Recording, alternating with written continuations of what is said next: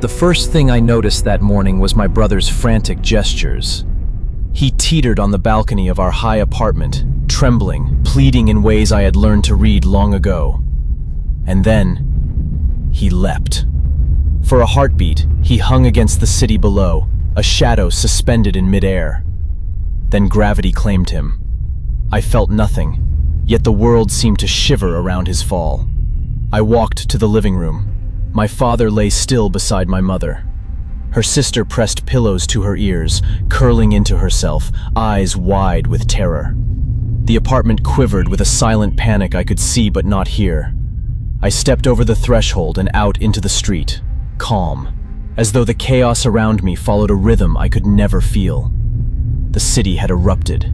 People screamed, clawed at themselves, ran blindly. Was it an invasion? No hovering discs, no towering tripods. Only the world unraveling, thread by fraying thread. I wished I could help them, though I knew my presence changed nothing. A woman drew my attention. Her lips formed words I could read clearly. "Make it stop." Madness surged around her, limbs twisting, faces convulsing, some clawing at their ears, others hurling themselves into the streets.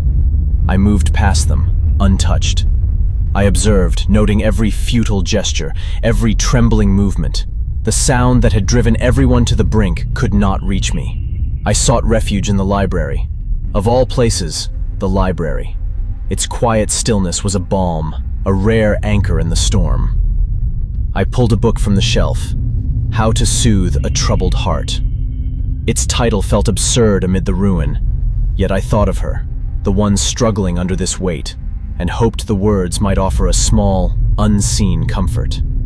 As I walked home, I passed the cemetery, silent, still. Gravestones stood like patient sentinels, names etched in cold stone, reminders that even chaos has an end.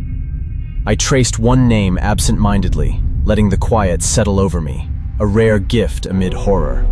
Near the looted electronics shop, a broken display flickered. A lone television sputtered to life. I caught a word, Claire, before darkness reclaimed it.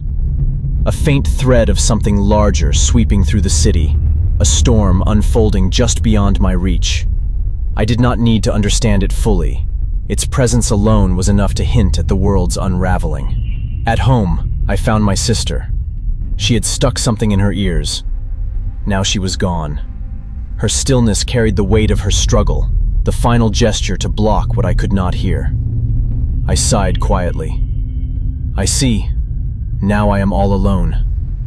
I placed the book on her nightstand, a small token, as if it could offer comfort where sound could not. I returned to my room and lay on my bed, staring at the ceiling. Perhaps this was one of those rare moments that being born death was a blessing. Outside, the city convulsed, a symphony of agony that would never reach me.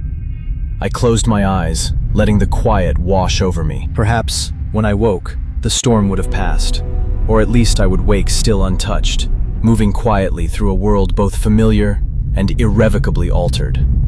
And for the first time that day, I allowed myself a thought I had rarely entertained, that silence, this impossible gift, could be a refuge, a shield against a world that had forgotten how to survive its own noise.